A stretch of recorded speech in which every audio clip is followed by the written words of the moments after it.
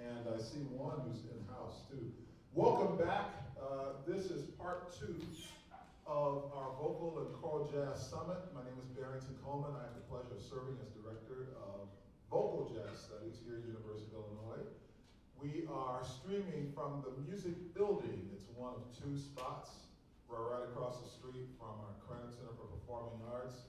But today, this Music Building Auditorium is being used specifically for us. We've had a great time this morning with several guests that I'm going to introduce once again, working here as vocalists and educators with various ensembles. We've had our vocal jazz combos featured. We have 2 groups that historically have been part of our jazz program. They're made up of various singers at various stages of their development and instrumentalists, some performers, some non-music. So we're very diverse here in what we represent. We also have jazz vocal ensemble that's made up this year of 12 singers along with rhythm section. You'll be hearing them this afternoon.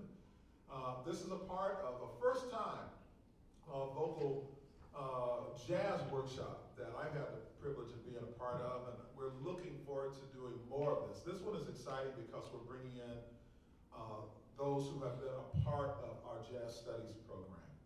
And this afternoon, as I mentioned, we have this segment, and then for those who may be wanting to see this live, pardon me, the performance setting, 3 p.m.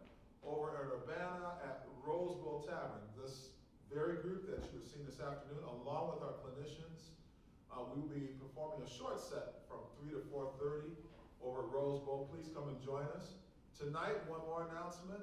We have another vocal jazz recital because you can't get enough of that, right, Chip? Not on today. So Coosa Park is doing his senior jazz recital here in this space, 7:30 p.m., Music Building Auditorium. And then I am very, very thankful to have the help from a wonderful person, a wonderful musician and human being who's a part of us. He has been for a long time.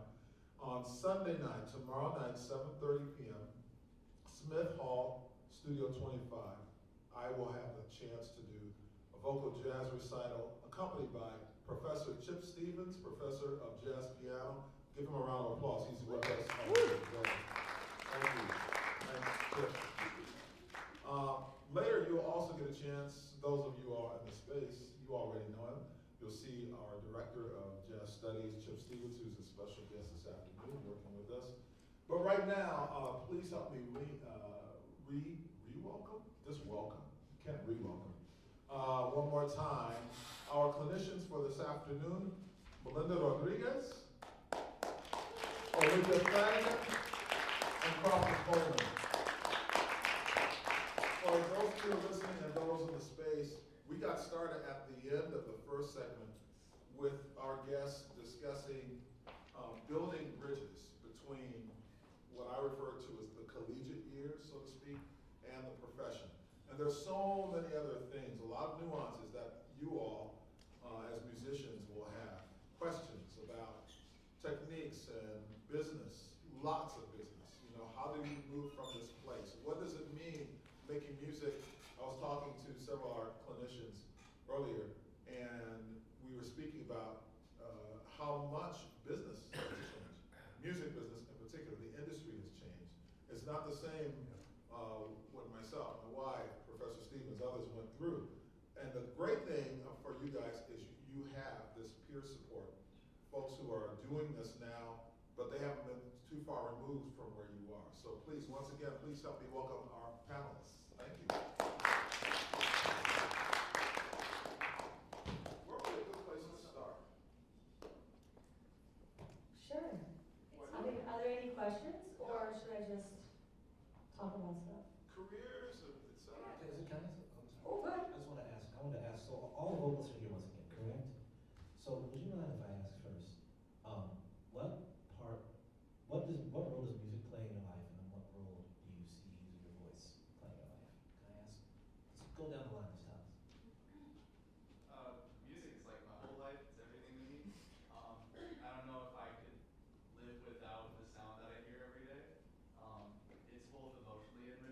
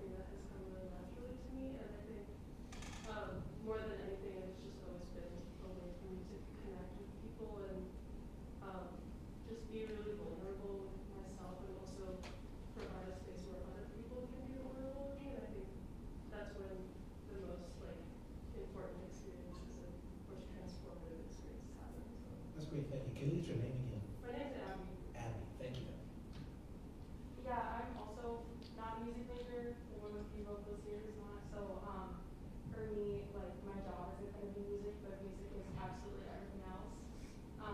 My whole family is musical. My parents actually met in their college glee club. So like music to me is family and life and love and everything in between. So. Okay. Yeah, for me, excuse me, I wrote two lessons. I think music is just like music to me. I feel like since I was born, I just always had music. Just never imagined like my life without music.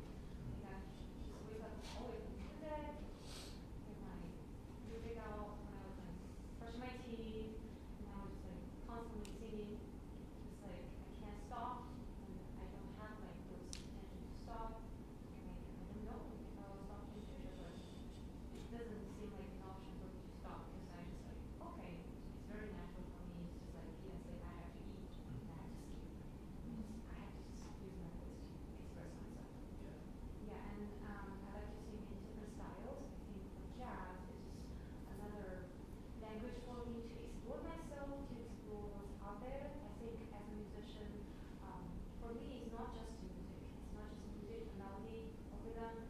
It's more about like how I put all of my life and all of the things I've learned in life, philosophy, all of the people I met, and I incorporate those things into my music together, and that makes me whole.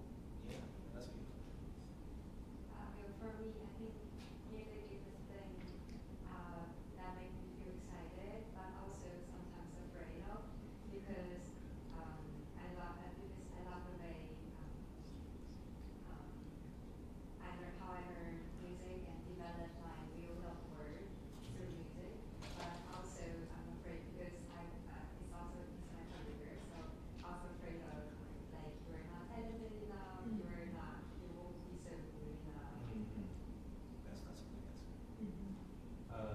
For me, it's just like a need that I can't really explain, like the need to perform with people, and especially with other people, and write and just create through it. It's kind of like therapeutic and brings a lot of like clarity, like more clarity than just saying. It's what like you're- sweating, it comes out of you. Yeah, yeah. Yeah. Was that level 6 and get everybody? Is that everybody? Pretty much. And pretty much, you still got a man up here, what you got? Yeah, music is a huge part of my life. I've been, like a lot of these folks, I've been doing music my whole life. My family's super musical. And yeah, I mean, kind of just like everything everyone said, music is like expression, it's fun, it's emotion, it's feeling. It's also just like a lot of what I do. So yeah, and then as a vocalist, I've always been a singer to varying degrees, but I really started singing more in college, especially these past 2 years with Dr. Coleman and the whole jazz vocal department. All right, thank you, everybody. Your answers were great. So I'm not gonna take that much of your time.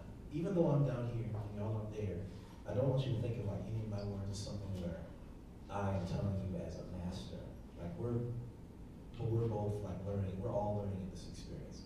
This is the reason I asked you is I think it's important that you remind yourself why you're doing it, why you're doing what you're doing, and what it means to you, because it's something you're gonna have to go back to over and over again. I thought it was really good how Abby knew from the jump. I don't want to make this a career, but I love it.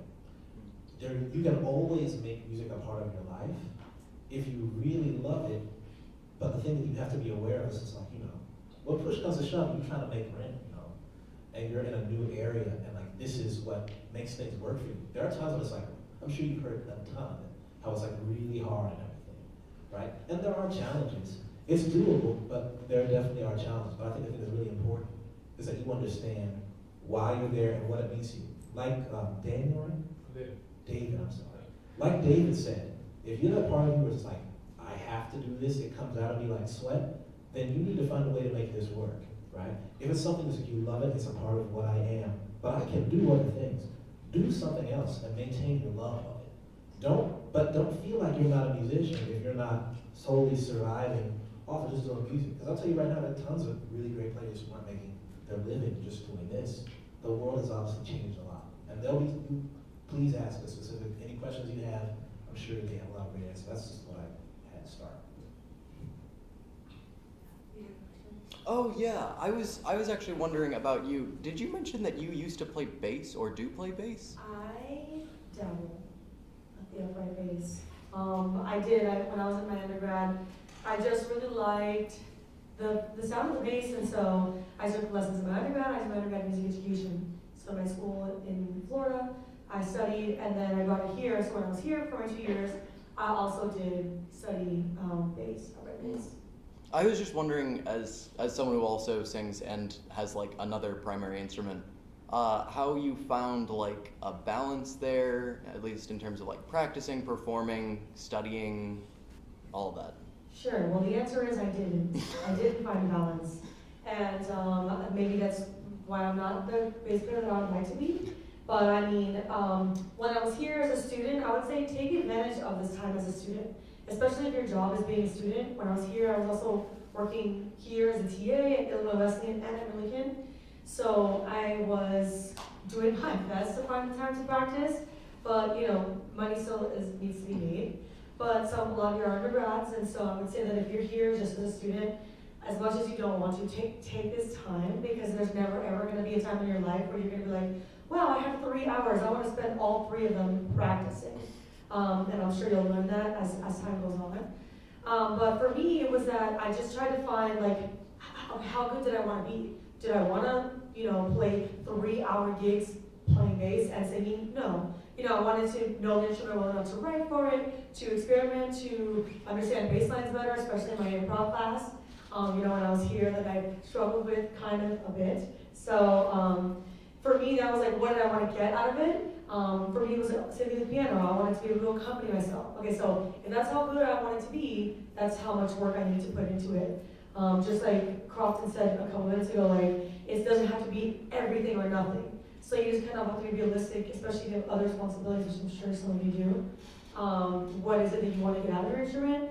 And so how much work you need to put into it. So I'm not going to be that person to tell you, I spent 5 hours until my fingers are bleeding, because I wasn't. But I want it to be as good as I am. And I want to be better, and that's now a new task for me to find that balance to practice more and be better, even better than I am. Any other questions?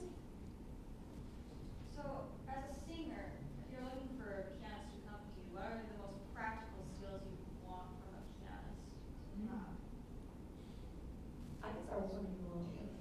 I feel so strongly about this one because my best friend in the whole world, who I've known for 10 years, is also my accompanist. And a lot of the work that I do is just with piano.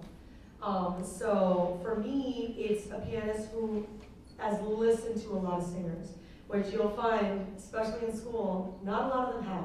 I was very lucky that when I was here, all the pianists that I had the luxury of working with were super avid accompanists. That's a different art than it is backing up, playing it just in a combo with no horn, or backing up a horn player, or, so I think you'll find that there's a different, I'm not a pianist, but there's a different way of playing with a singer versus without, and you have resources here, pianists who have done that quite extensively. So maybe in your private lessons, I don't know if you're taking jazz lessons, maybe asking one of them, like, what's the difference? And more importantly than anything, for this question, and for any other question that comes after, is listening. Listening is going to be like your #1 thing, which is another thing that I don't think we do enough of in school, which is listening.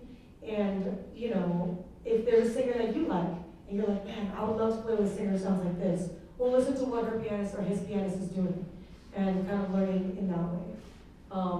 I'm looking for support. I'm also looking for someone to stay out of my way in an appropriate way, know how to compliment me. Obviously, playing with me is going to be different than playing with Olivia. We have very different voices. So, it's not like here's the textbook and go learn it. It's situational, subjective, and it changes with every singer that you're going to play with. If you guys want to talk a little about what you're looking for. I agree. I agree. Yeah, it's like she says, it's a different art, I think, to be a solo pianist, or to even, or as a pianist, but or a guitar player. That's a totally different thing to play solo guitar, like only with the singer. It's a different thing. So yeah, I agree with everything. Yeah, it's like paramount, like listening, right? If you're working with somebody who has a much softer dynamic voice, like maybe not playing over it as much, especially like with duo stuff, being like more reactive, tempo-wise as far as inflection. Maybe, obviously if you're working with a certain level of singer, maybe they need more like harmonic guidance than others. But then also, I think it's honestly it's much harder for you all because you have to be aware of so many different stylistic changes. Like somebody who comes from a more gospel background, so they'll feel much more comfortable if you play a certain way as opposed to someone who's strictly straight ahead background, you know, or someone who's from a pop background. You know, you come out and play too many extensions, they're gonna look at you funny, you know. But it's listening, like I'm just repeating what they're saying. But really just being reactive, I think paying attention, like I said, to what other accompanists do to help other singers. And honestly, I think also simply just not playing too much. Yeah, I would also say to have conversations with Yes. singers too, to be like, do you want me to kind of lead this section, or should I be following you, or, you know, how do you want to kind of shape it? Like, have those conversations beforehand, so that you, I mean, I think for me, the ideal situation is where I am working with a pianist who I just feel like I can just like float. There's just, I can absolutely trust where their time is, what, you know, that I can trust that they're in it with me. When I feel like they're, you know, in their own world and not in the moment or you know, centered, then I'm all like, look, where should I be then?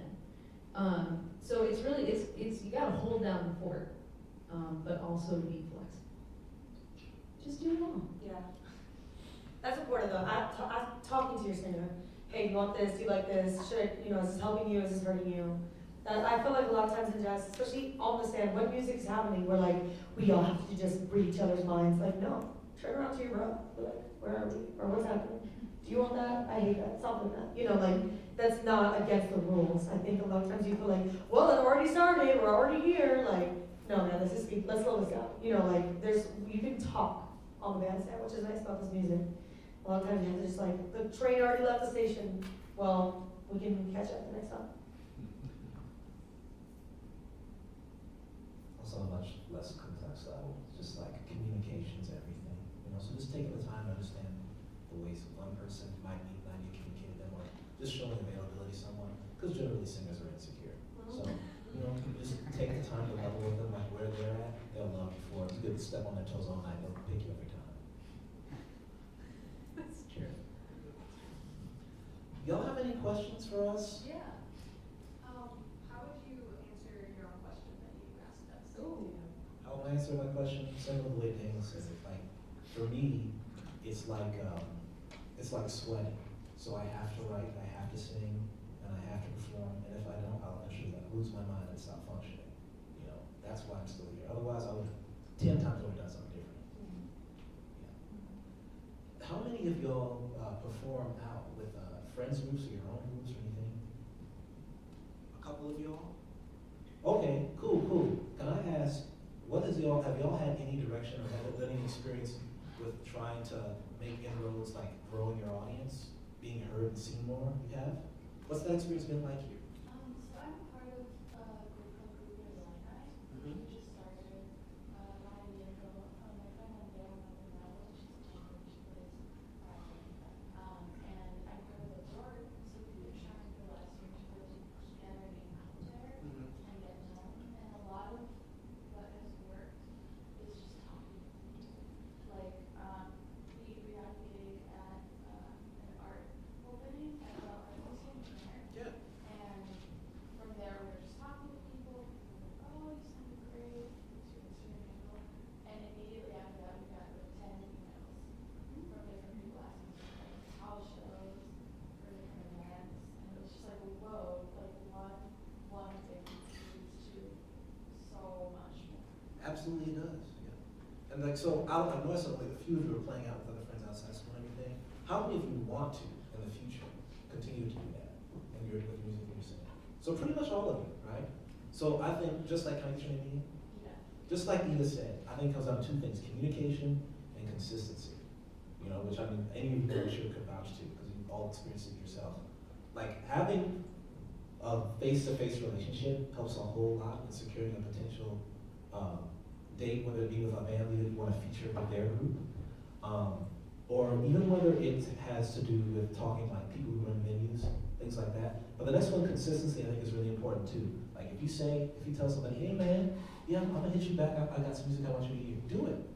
You know, just don't even think about it. Send that text, send that email, do that, that's really important. I think it also is important when you talk about if you have an original group already, if you're trying to promote a show, if you're trying to promote something you're doing, be bold, like tell people that it's coming. Don't be afraid to repeat yourself. Like you have to make yourself seen, because the thing that's difficult about this as well is a lot of people are trying to do it, right? So you have to really make other people believe you really do this by being a little bit persistent, by being a little bit annoying. I know, Melinda, you can talk this, because I see you put like I'm singing on the Kelly Clarkson show, I'm singing at the Super Bowl. You know what? You tell them about it. I am a little bit annoying, he's right, yes. No, I think a lot of my success, I mean, we talked earlier that the business has changed, you know, business cards obviously are important, but a lot of venues or brands or people, they want to see you, they want to see what it is that you're about. And I have a website, but all my success and a lot of the, you know, opportunities I've gotten have been through Instagram. Posting on your Instagrams regularly, I mean, you know, I'm always making a monthly calendar of where I'm at in the whole month. I used to do like individual, you know, concert posters. If it's like a bigger date, I'll do like an individual poster. But it's gotten, you know, there 24 days, I'm not gonna post every day of the week of something. So I usually just kind of make a calendar of all the dates of where I'm gonna be in the month.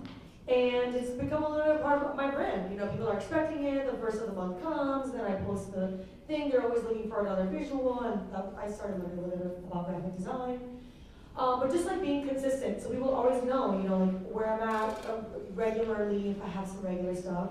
But I noticed that, you know, when you're not posting as regularly, I'm not like an avid social media, you know, mogul with the algorithms and the hashtags, but, you know, I am kind of consistently letting people know where I am, and just, it does help. You know, people know, hey, you know, I saw you one time here at Lanya, and, you know, and then I've been wanting to come back. If I wasn't posting about it, they wouldn't know when to come back.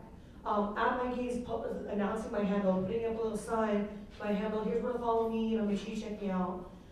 It does help. I mean, people want to see where you see you live and see what you're up to. Posting videos on your Instagram of your live performances, you know, not just here like with your friends.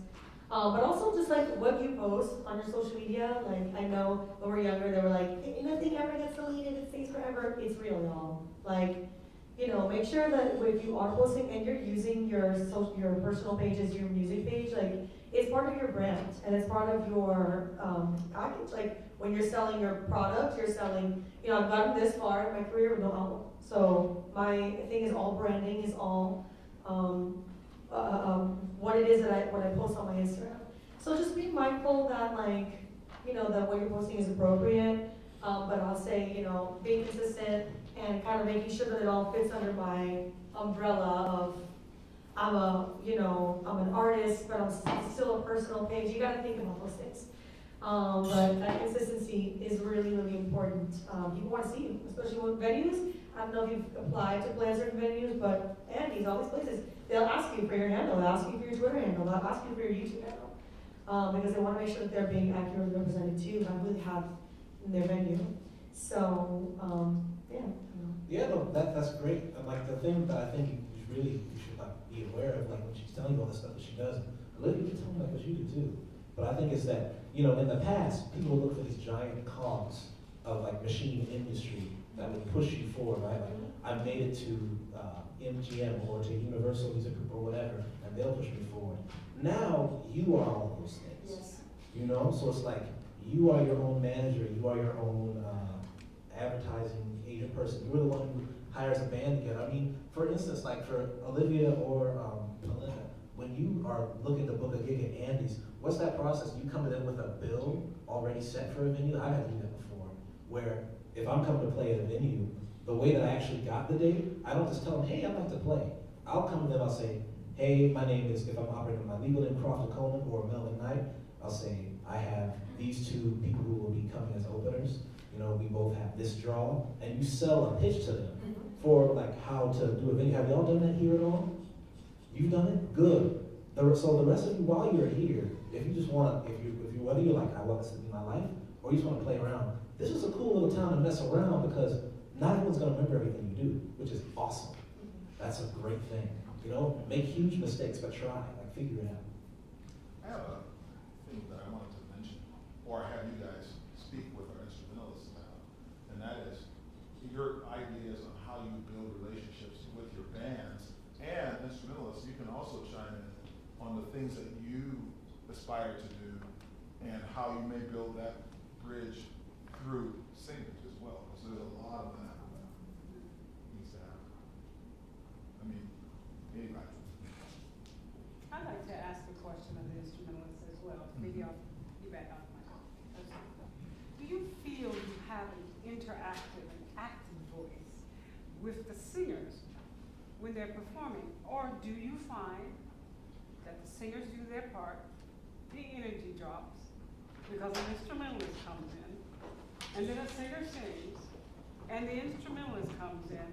Or do you feel that there's a continuation, a continuum of energy, of energy that travels from musician to musician? And do you feel you get that actively from the singer, particularly in your jazz presentations? I'll say yes. I try. I mean, I think the best kind of performance moments are when you're all contributing to the whole. And that sounds like corny, you know, but it's like I don't know. I tend to overplay the piano a lot. Like playing behind myself, singing, or just like only myself or with the band. So I've kind of like recently I've been really trying to learn to like balance that to where I'm contributing to the whole thing that's happening. And it's like my isolated part doesn't have to like be completely fleshed out on its own. It can just be a part of something. You asked the most part question. So there's a relationship that we have to have with singers in order to work at some point, right? So we have to build those relationships, and a lot of singers who don't play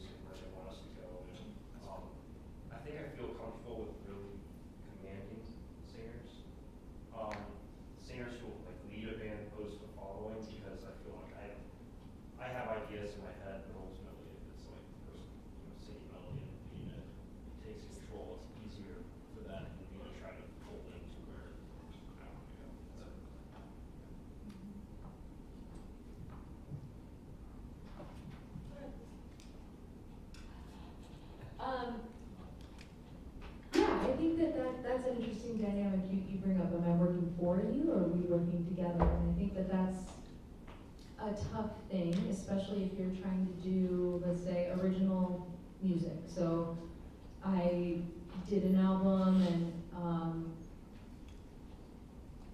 you know, looking back on making the album, I feel like I struggled to be the leader. And that is something that I have struggled with as a singer. But I also think that hiring the people whose points of view you appreciate is also really good, and being collaborative. Like there's a lot of, you know, we all have our certain skill sets. It's like anything, you know, I can't be expected to know anything. But if you let your own insecurity stop you from connecting with someone or being able to collaborate, that's when it becomes a problem. You know, at the end of the day, it's like, okay, it's my album, so I can veto that if I want, because in that situation, I had hired them. You know, we weren't a band, I hired them to play the record. So in that dynamic, I hired the guys that I loved. And for me in that situation, it was good because I learned a lot from that. But I think, yeah, just those dynamics are difficult to navigate. Oh, I think it's also, I mean, the responsibility of a singer. Like, even when you're not sure, you have to be sure. Like, these guys are gonna be looking to you for that guidance. And it's tough. I mean, like, now I'm at a place where I play with my guys. If my guys are available, we're not, like, I don't have to fill that role. Like, this is our band. You want us, it's us. It's not, then it's not us. But at this point in your life, or like when I was here, like, I was playing with all random people, you know, whoever was available, until I had, you know, built my little unit here. But I think it also comes from, like, again, if you're singing the melody, if you're starting the tune, they're gonna look to you. So you have to be sure, you have to have that confidence, but not in an arrogant way. I mean, also as singers, we already get a bad rap. It just is what it is. It's the stigma, and it just has to be the way. That's just, I wish we could change it, but we can't. And I also think you as an instrumentalist have to just get that out of your mind. Like, it's silly, but it's part of it. It's part of it. You come, you're like, oh no, okay, this is just a singer tune, this is just the whatever. You know, you gotta remove yourself, and also know your function. Like, you pick the bass, like you're gonna be in support. Like, it is what it is. You know, so I think that's, like, you have to also know when it's appropriate. You know, I know we all wanna shine all the time, but you also have to know, like, what it is about this music that made you pick the bass, and like why you wanted to play that role, and kind of I know it sounds silly, but you gotta build the friendships. Already, look, we're literally on two separate sides of the room. Like, how horrible is this? You know what I mean? Yeah. And it's just how it is. We get like this separation, especially in academic music for some reason, and it blows, but be friends with these guys, and vice versa, and you know, like, we're all not the best. So let's like get to be the best together. Like, you're not gonna do it on your own, and you're not gonna do it on your own, then we're gonna come together and be the best. That's not gonna happen. You know what I mean? You guys gotta get together, play, hang. That's a big thing, is make the hang, be friends. Because I think about who I want to hang with on the break when I'm building my band. I don't want to hang with someone. Yeah. I just want to mention real quick, we were talking about the singer-band relationship. Also, I know it can be daunting because we come to music from different positions. Those of us who like relate to the human voice, and those of us who relate through instruments. And the language and the cadence is very, extremely varying. Like, we tend to have more of a lyric approach, more of a melodic approach. They can see things a whole myriad of different ways. But I think something that's really, really helpful for you as a singer, and also, to me, it's the difference between just being a singer and then being a musician, right? Now, I'm not telling you from a framework of, like, I've been perfect. I'm telling you, like I told you, I made all the mistakes in the book, I made them, right? But my point is this: singers work when there's somebody to throw around. Musicians are always busy, all right? Your ability to help someone else illustrate their vision more clearly, that's what makes you a musician. That's like one definition, right? So, how does that carry into the singer-band relationship? Really try to get into the depths of what you don't understand. What makes you feel the most stupid spend time trying to start to get a hang of it. So that maybe he plays a note that suggests a certain reference. You can talk back to him and spit that reference back to him. Or maybe you can spit, like maybe they're playing this was more rhythmic, like a rhythmic ostinato that you want to give back to them and you're supposed to pull back. Maybe we should stop singing at a certain point. I can't tell you how many jam sessions I go through singing, just keep singing away, and I'm like, man, who can punch this guy fast? You know? But just you being able to meet them midway, that's like, it changes your whole backdrop. And you'll see quickly, as soon as you start beginning to get to that level, like the only reason I'm still here is I picked up about 1/10 of what Chip was trying to get on me about. Another Chip was trying to get on me about. You become like a force multiplier, you know? You can illustrate your ideas to them, they can illustrate to you, and then you can teach other people how to do it. And next thing you know, you're like, oh, look at this music. It's just a different, frank way to see things. Yeah, I think I think David, you said it earlier that you're coming together to be in a moment together. I think when I was here, I felt like, oh my gosh, the instrumentalists know so much more than me. What do I have to offer to this? And then as I became friends with them, I was like, they were like, oh yeah, I was checking out this Ella and Joe Pass or whatever. And they thought it was really cool. And I think there's just so much problematic things, so many problematic things that go on in your brain, and so many stories that you can make up about yourself and what other people think of you. And you know, you want to be the star, whatever, that we're talking about, that idea of, I want to be known as good at this. But what I am trying to learn is that being a star is being in the moment of what's happening. It's not playing a wailing solo when it's inappropriate to, or playing 72 choruses when you're like, say what you need to say, and contribute to whatever the song is. What is this thing that we're saying? Not, here I am saying this thing, and look at me doing it. It's hard though. Last thing I'll say from a technical standpoint is when you're up here, especially with the singer that's up today, like, really listen to whoever's taking that solo. Like, and it seems a little bit like, okay, he's doing his eighth, and then he's in his eighth, and he's in his, and then I'm back in. Versus like, if I'm up on stage and you're saying like, oh, well, I don't really listen unless the singer's playing. Well, if the singer's listening, like, then something's happening, you know? React to what's going on. Oh, okay, oh, what a cute little quote, oh man. You know what I mean? And I think it's just gonna also help the vibes up here, like, if they can tell you're actually listening versus just like counting 1, 2, you know, like waiting for your heart to come back in. Yeah, exactly, which is another part of it. Like, you don't want to get lost or whatever, but also like actively listening to your bandmates, playing together. I think that'll help too. You all gave advice earlier about the singers, and if you look at almost the singers who sang earlier today, they were even with the sax player or behind, right? And so I don't want to point anybody out specifically, but someone had to look around the sax player in order to communicate with the piano player. It's unfortunate, but you just got to step out there. You got to be out front, right? You can't be at the same level as your band if you're the lead singer. Yeah. You just got to be in front of them, and so part of that being in front of them, you also have to be able to communicate with them so they don't feel less than.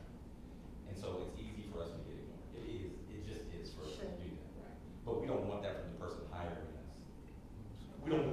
We recognize at some level the audience will ignore us at some level, but I don't want Mr. Coleman to ignore me about nothing, right? Because I know we need each other, right? So it helps when the singer knows that. That's a really good point. Yeah. Yeah, as far as visual communication, so makes sense. How do you find jam sessions and gigs when you move to a new area? Ooh. Word of mouth, asking friends. You know, you mentioned earlier you had some friends in another place, doing a little Google search. When I was trying to go to New York on tour, I literally Googled live music in New York, whether it was jazz, I don't even know, just live music. Some of the places were closed because Google's not updated, you know, exactly. Doing a Google search, asking around, I mean, you have the power of the internet now, especially like on Facebook, right? Hey, anybody know of any places that offer this? Someone knows someone who knows someone. So I think, yeah. I don't know about that. Yeah, no, word of mouth travels quick with that stuff. You know, people will tell you. Yeah, people wanna share. Yeah. How do you guys deal with performance anxiety? Performing. Yeah. Sure. Yeah, no, like the performance anxiety. I have another friend who went here with green guitars. He told me he would run 5 blocks at first, and then I mean, shoot, man, that's more psychology than anything else. Which unfortunately is a lot of singing because it's inside, right? So you gotta let your mind. But I mean, that's part of why I asked you why do you do music? You know, if you know why it is, you know the purpose for which you come, what you choose to communicate, then you don't have a reason to be nervous about what you have to do. Some of it's exciting, right? And some of it, the nerves is gonna happen. You just have to perform and get them out. But to me, the psychological mind trip I do is like, I know that ever since I've been here, like we said, it's like sweat. I'm gonna do this, right? So, you know, if somebody doesn't like me coming out there, as long as I give an honest presentation of who I am as a person in music, then I'm not anxious about anything, you know. And if somebody has something to say about it, we can fight later. I think also, some of that anxiety can come from, like, for me, I feel like I don't get anxious about performance, but I get anxious about logistics. So I think, especially as singers, you have to be the one with all your charts together. You have to be the one leading the band. You have to have your PA. You have to have blah, blah, blah, blah, blah. You have to tell the band where they need to go. You know, so all those things stress me out. So I don't think I realized that for a long time. I was just anxious about the whole thing. But once I realized that, I was like, oh, you know what? Why don't I think about this a little more in advance, put these things in place, send the emails I need to send, put my shit in the car, whatever I need to do so whatever, we all have different things. If it's, warming up, making sure you're warmed up in the morning. Sometimes that has happened to me where I'm really anxious because I haven't had time to warm up because I'm running from here to here to here. Making sure that you have time to warm up. Whatever it is that, we all have things that will help us calm down. So you just have to kind of get to know what that is, I think.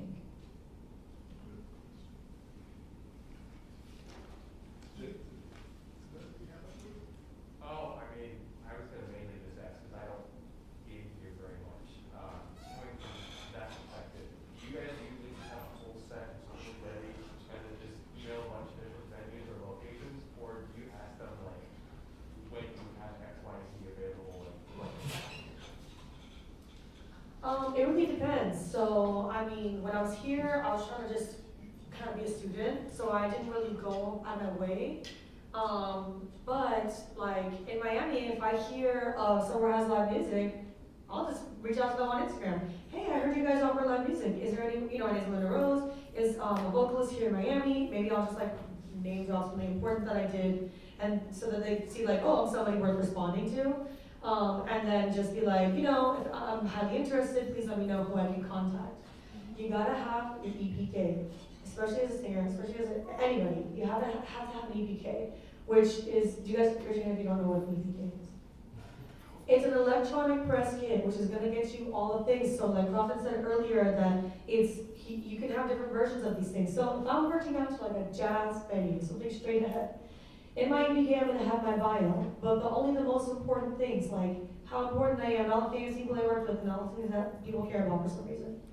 That first. Then I'm gonna throw in a couple photos of me singing live. And you have to have some examples of you singing live. They don't wanna see your, your pre-screen for your college. They wanna see what you look like on stage doing the thing.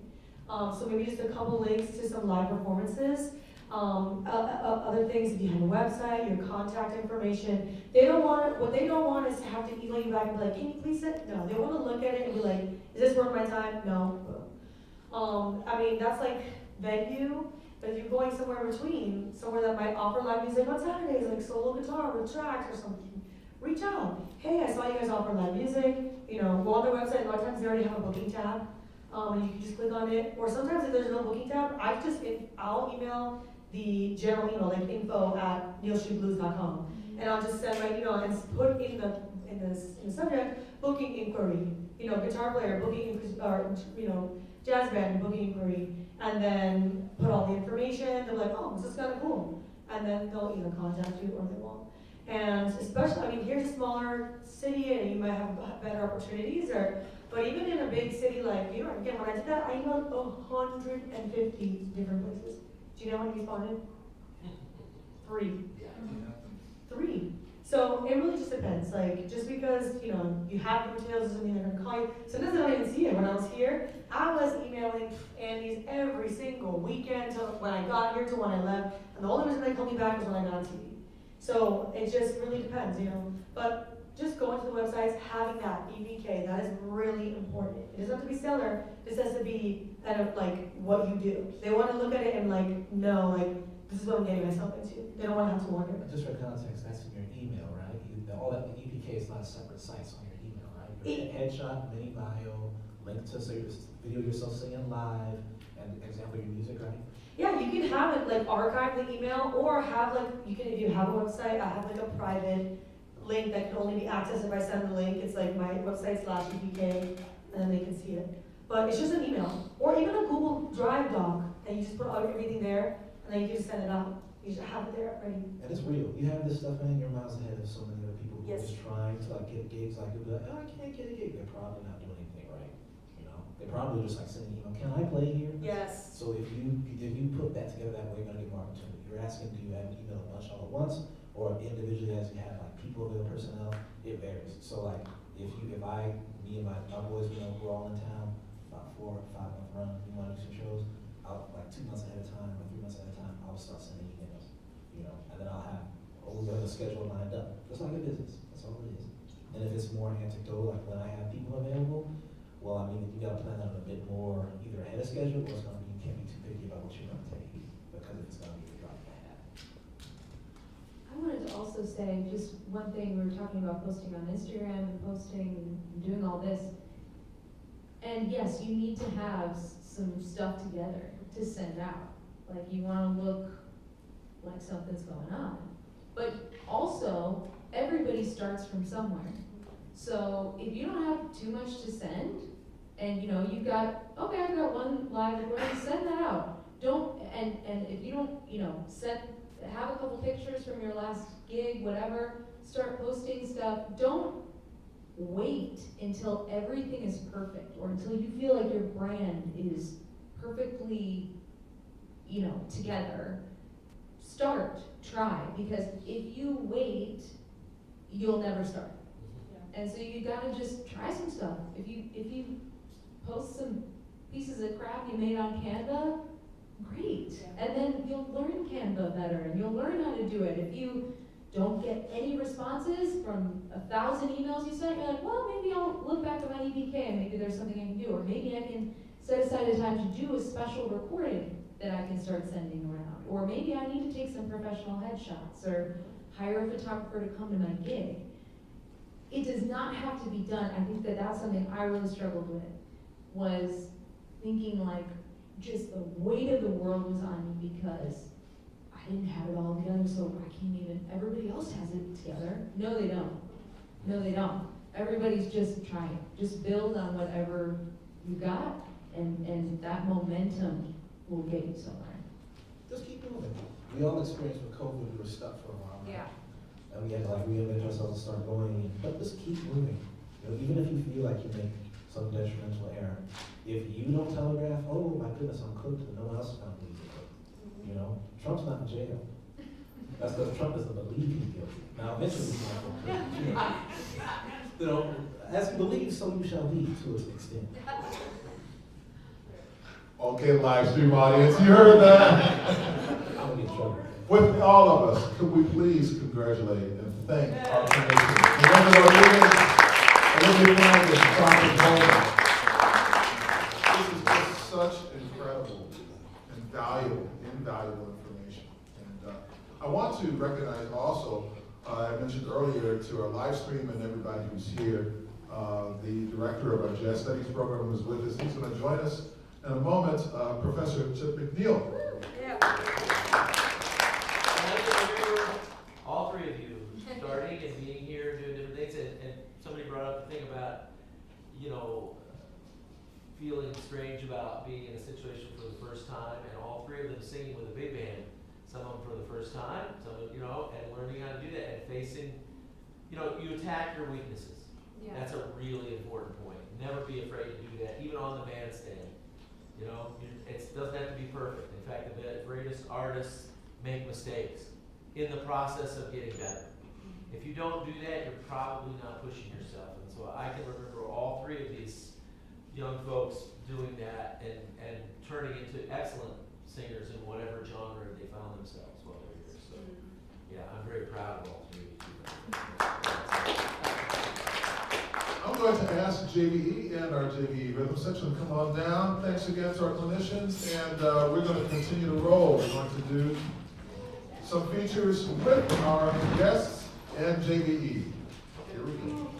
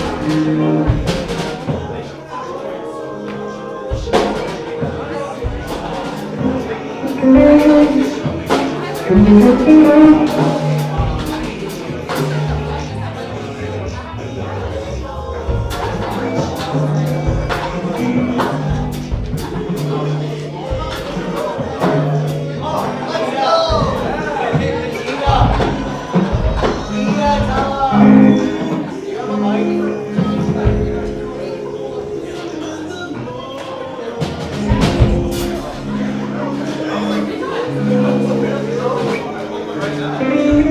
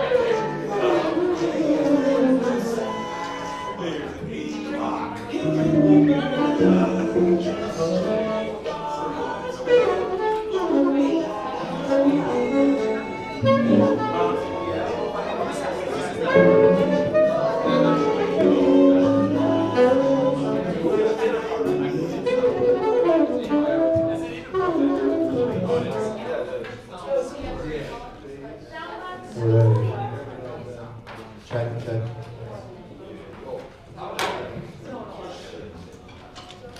They can't be too large.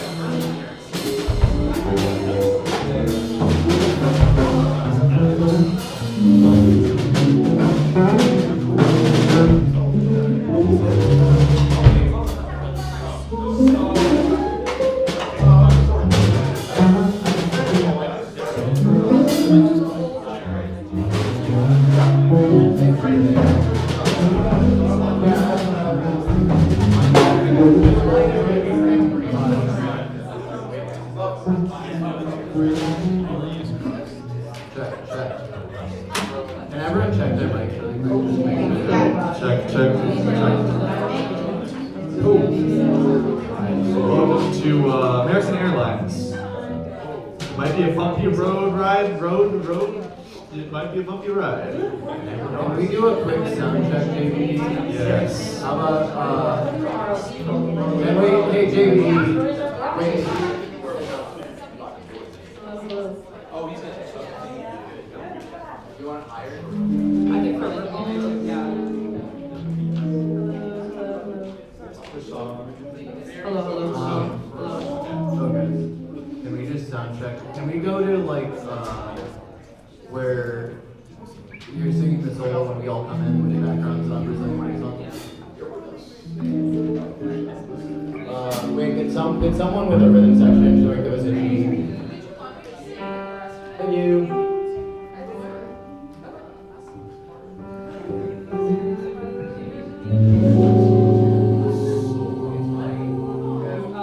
Okay, so everyone's coming in. Amberly's gonna do the pickup. Not the beginning, the part where we all come in with backup. Yeah.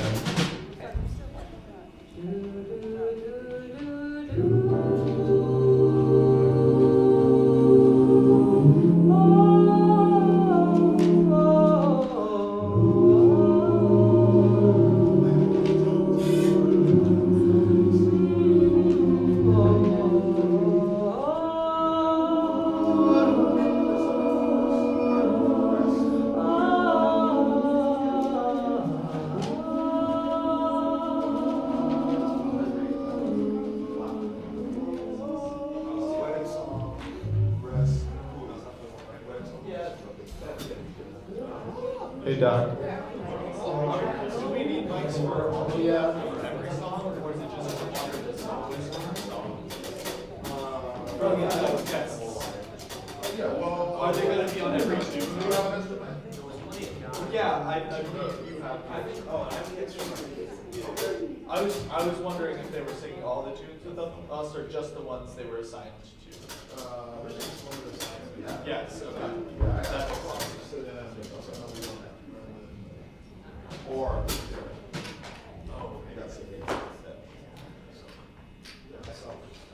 So we should add another mic. Do you have? We can. Yes. Okay, Lisa and Dylan, you're going back on stage. That's so devastating. Our freedom. How about a little bit of chord? Yeah. Let's do a little Julio just for sound. Okay, so mic 2 is going to be the solo.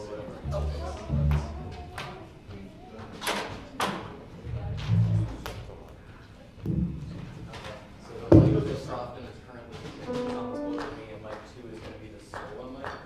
Yes. So it's that way. Whoever's singing the solo right now, which Julia?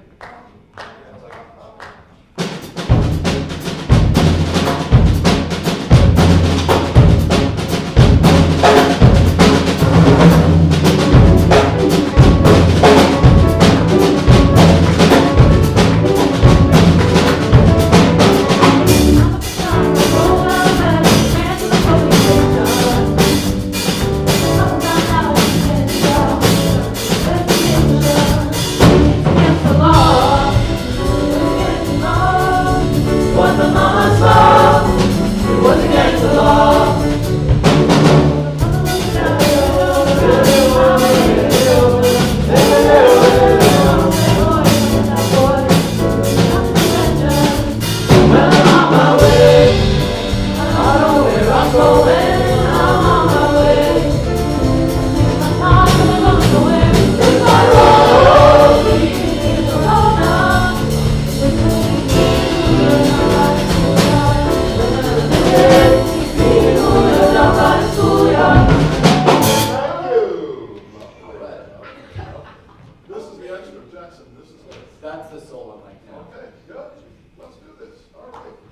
So, welcome back, live stream, and everybody who's in the house. This is our jazz vocal ensemble. I want to take a moment and introduce formally our rhythm section. Starting at piano, Joy Yang. On guitar is Dexter O'Neill. On bass, hidden behind me slightly, is Sam Calhoun. And right in the center, our drummer is Cameron Nice. Excellent. I'm very happy to not only introduce JBE, but we have an opportunity to bring back our clinicians who we were just listening to, and they're going to join us on this one piece. And perhaps the way we can do this one, Olivia, is why don't we get started on the first piece, and any comments that our clinicians may have to share, they may, and then maybe Olivia can jump in and sing with us as well. So the first piece that we're doing is a composition attributed to Yvonne Lenz, but it was arranged actually by Quincy Jones. And it was taken actually at one point on an album that he released called Back on the Block with a Cavalcade of Stars. Sarah Vaughan was on that album, Miles Davis, Ella Fitzgerald, hip hop artists, all these folks connected to Quincy and his way. So we're glad to have an opportunity to produce this piece for you today. And this is the Brazilian Wedding Song. Setembro.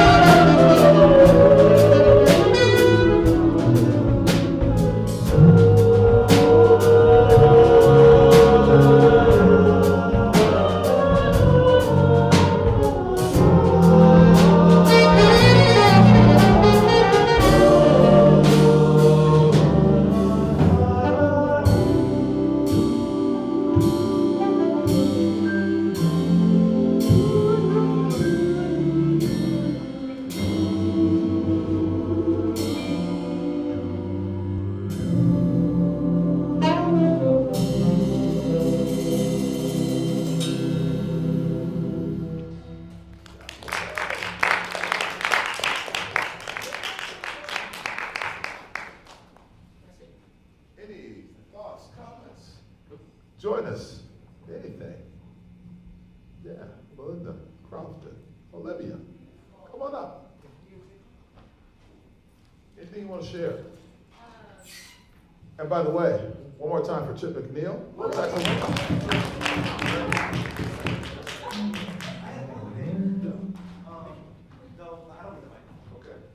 So great job on the song. Dr. Coleman, that's precisely the last thing I took. But the one thing is like obviously it's really hard to sing it on mice. It's hard. But getting those old signals, those new sounds, it's like listening across trying to make it work. Yeah. And it's a mix of not just like getting that vowel match the same, but also like with your mic distance and everything, kind of magnanimous to get the silent difference. Then also it's just like a little thing. But like when people are soloing, like deciding how do we want to move between one place or another. Just like beforehand, y'all can make a decision, just be confident where it is. And then the last thing is just being really confident on where your interests are with things. There's a lot of disharmony in this one. Hey, you're not going to be perfect all the time. But if you can't be perfect, always be confident, right? Be strong in those interests and exits where they are. You got to shape it already. That's all I have to say. Yeah, I would be curious to hear, could we hear like a couple bars before D and just hear a little bit of that before the. Right after the solo. Yeah. Yeah. Yeah, maybe can we just hear just the singers? Yeah. Two ways. Right. Two before? Ba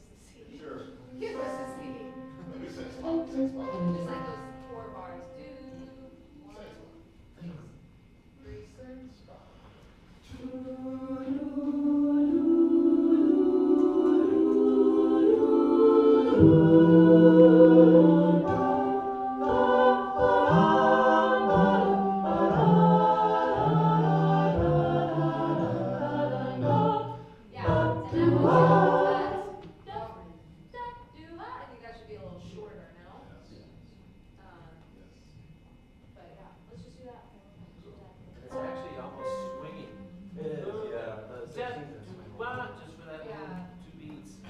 So change the feel of what you're subdividing. Ben, could y'all join us on that sus chord right on that end of the set?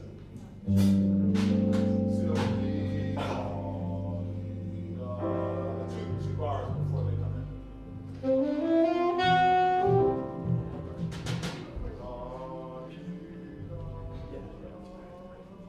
Well, one bar before they come in.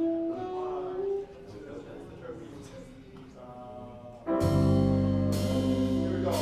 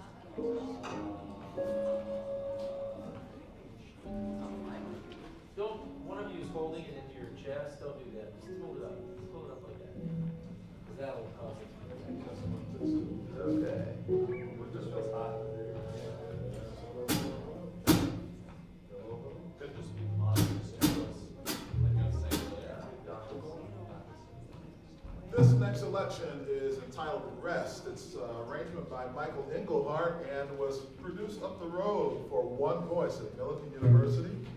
And we hope you enjoy this selection. Here we go.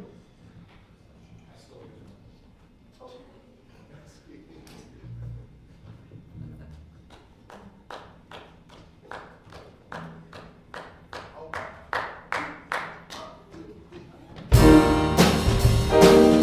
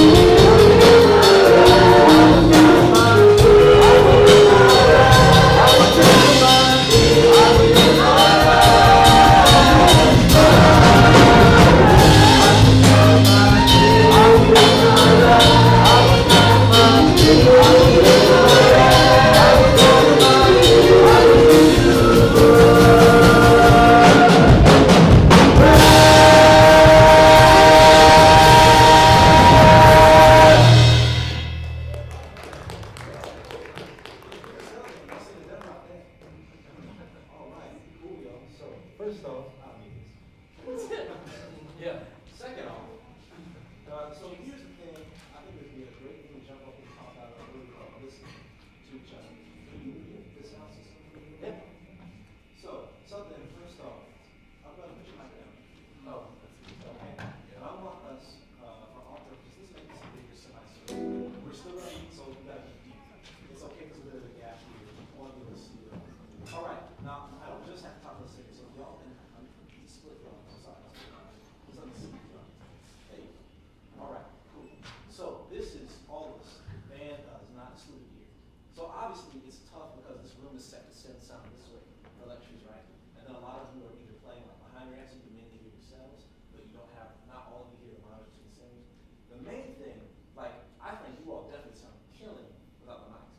But the problem is you didn't know, I know you were trying to handle that. Yeah, we're also missing people, so that makes it different. Yeah, the mix is different. There are tons of different elements, but I just want us to be able to like start to play towards dynamic, towards the system a little bit better. For that last shot was the give you my rest. Can we go from that together? And here's the thing. I want you all to do not. Here's the thing. As soon as I mentioned this to one, I think it was Claudia I was telling, not to let the band be heard, right? I want you all to sing where dynamically it fits for y'all range. And band, I want y'all to listen to them and adjust. Okay? Can we try that? I might be wrong. This might not work. The beginning of the Rest, I'll give you my rest. Wait, from the very beginning of That's that the song? beginning of that. Oh, okay.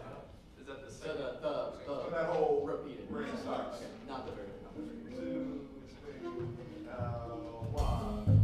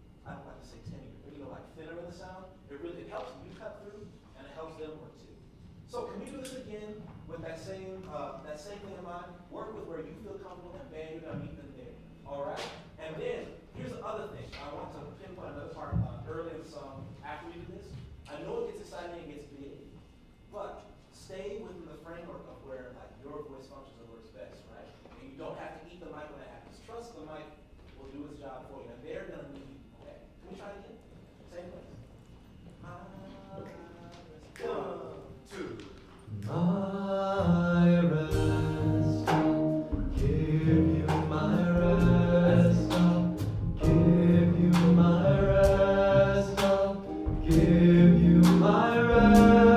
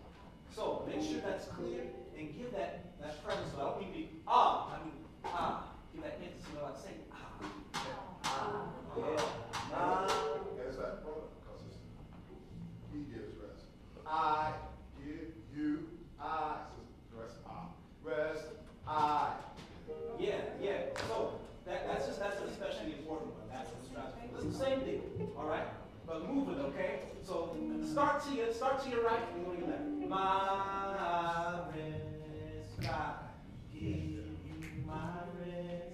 I give you my rest. All right? My rest, I give you my rest. Give you my rest. I give you my rest.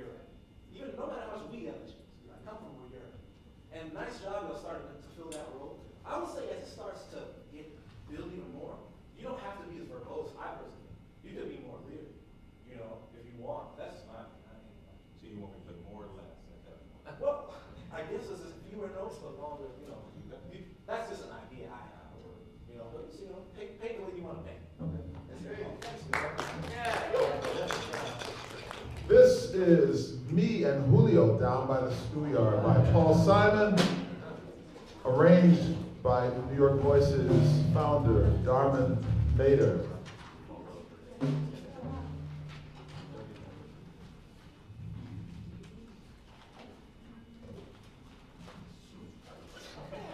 Whatever you say.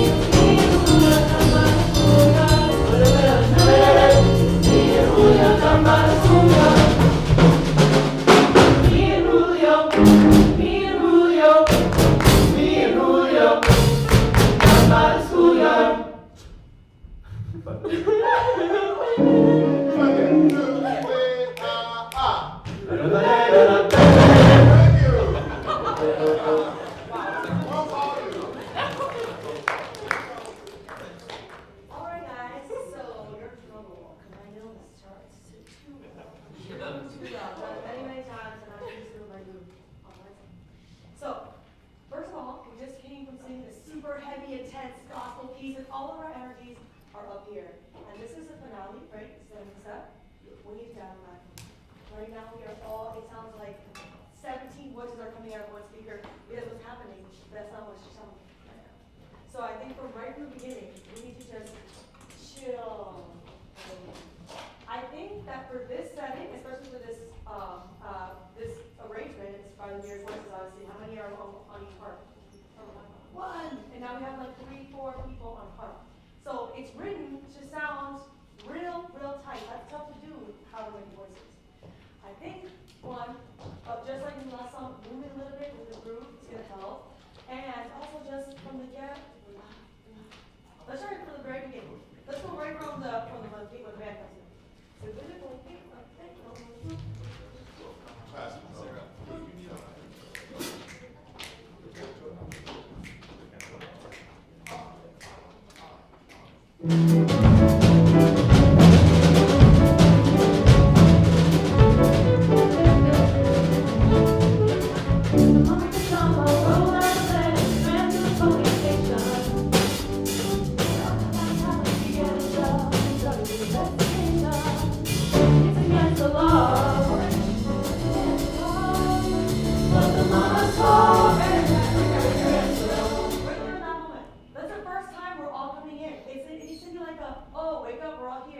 But it can be the line in itself moves chromatically. So, but the moment saw it was against the law.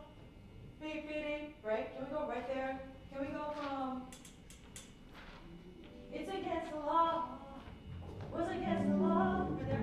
Oh, do you know what that is? Yeah, they're good. And all I'm not going. Go. 1, 2. Oh, you got it.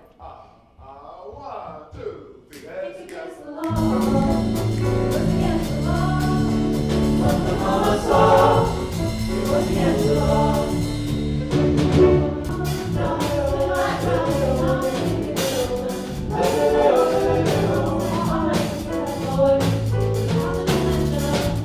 I'm on my way. I don't know where I'm going. I'm on my way. I don't know where my road leading like the road.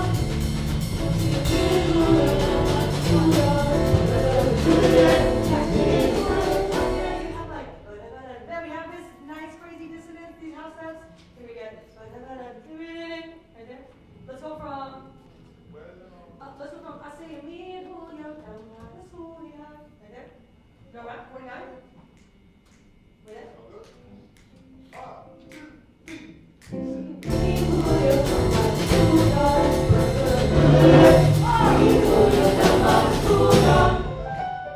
Oh, in a couple of days, and tear me away. Because this is like a whatever. That's what's happening. Oh, in a couple of days, they come and take me away, but the rest of the school we leave. It's easy like a breath. This is happening. Flowers. Confetti. Oh.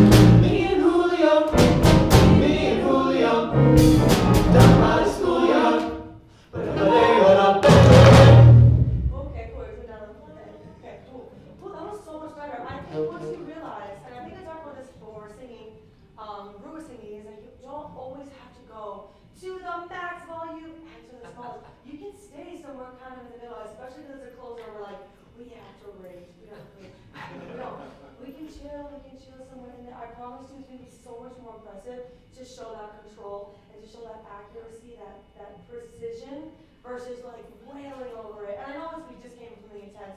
We've been pent up all day talking about me, and now we're finally singing in all this part of it.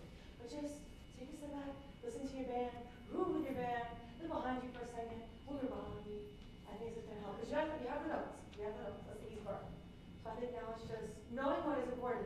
If that's not English lyrics, it's probably not important, right? So it's probably not going to get the same importance as Mom Beyond, right? So just knowing when you should come out, those are things I don't have to tell you because you don't know much. So just remember that.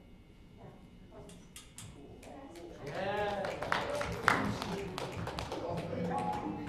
I'll ask you guys. Do you want to run these tunes with y'all in about? Oh, sure.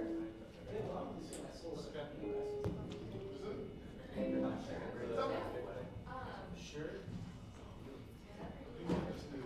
I've been running. Because I don't know anything.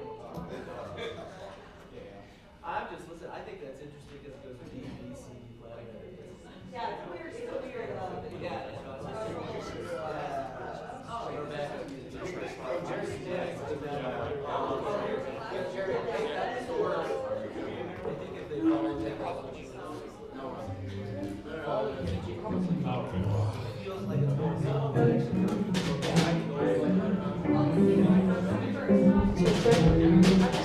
I think whatever my number that is. oh, wait, like you number one. That's not what it was. Hello. You're going to now. Okay, hello. Who's the room? Do you want to get more monitor? I know. It's because anytime you're in a to the back. What?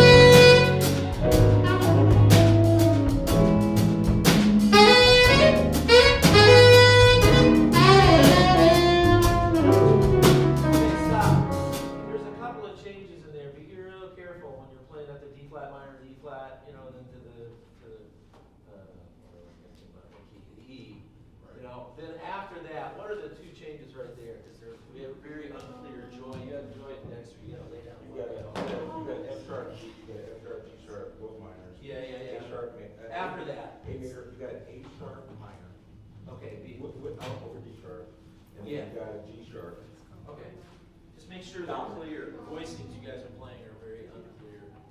Make sure, check them out a little bit. Do it again. Just start there. That's the one spot. 2 and 3 and.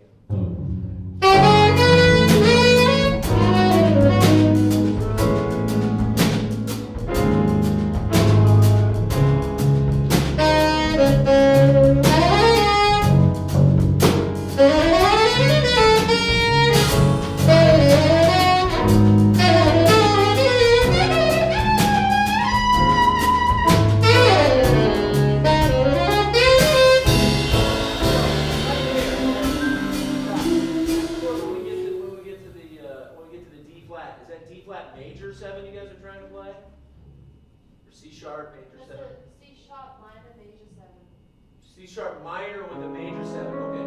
Yeah, that voice enjoy. Yeah, be real clear about it. Because I can't tell over here. Major or minor. It's a minor chord with a major 7. So it's only for like the first 2 beats. Yeah, okay. And then it goes to major? Minor 7. Minor 7. Okay. Yeah. That voicing is clearer, so let's be clear. Yeah, and then it goes to the minor. That's what I need.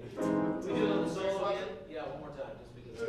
Both times is the first time. Yeah. First Both time.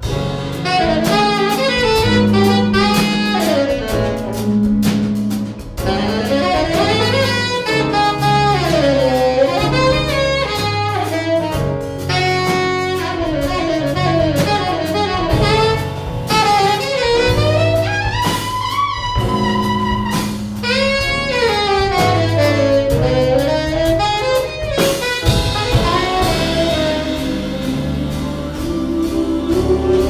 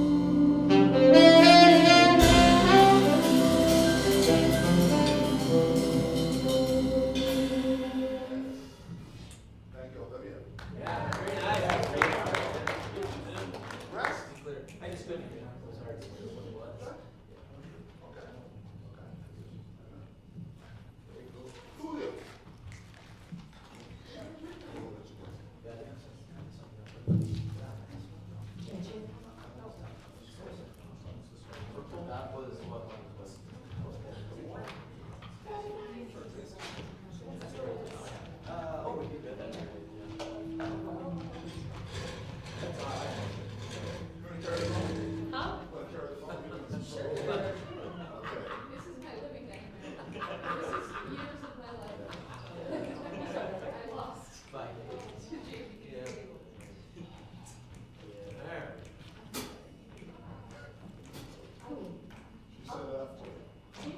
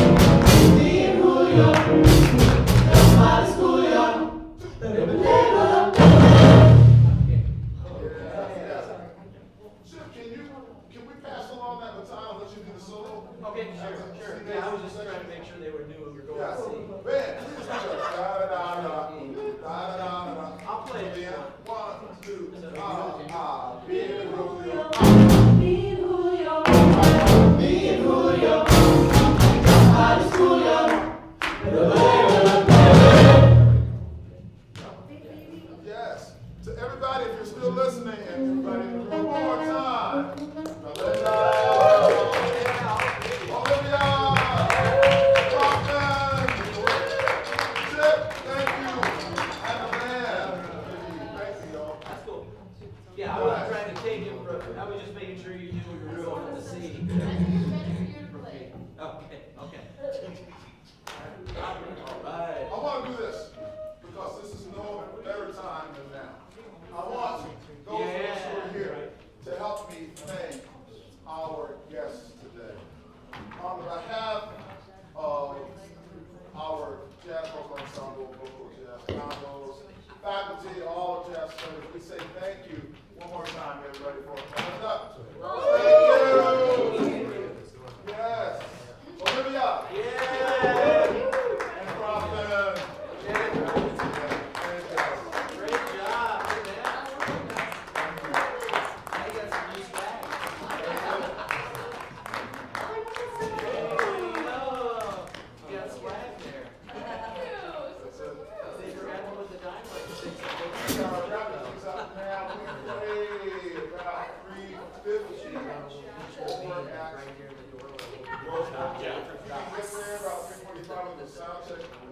Are we responsible for all of our sound equipment? Or They have their own. We don't show up.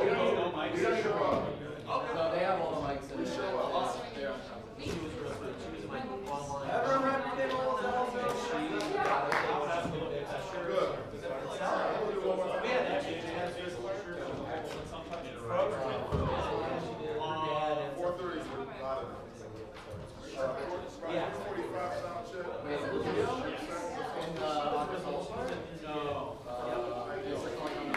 Yeah, there's some parts here. Oh, yeah. There's some parts. I know the last version was hard. We were on Zoom. How are you guys? Well, at that point, we got some.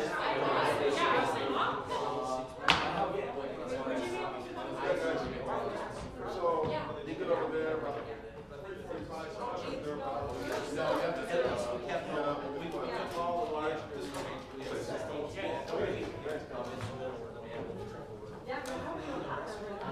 yeah, we were just doing that. So there's no whole year. You did that. And maybe Kusa has the sound check 5. Oh, I don't think run sound for Goose. Oh, okay. Just put it on. All right, well, listen. Yeah. You guys did great job. Yeah. Great. Okay. Okay. Yeah, I saw some. Well, Yeah, yeah. I got this play. Yeah. You guys play. So, Okay. combo 1, 2, They're already doing it. we walk in and No, I just think it's fun. No,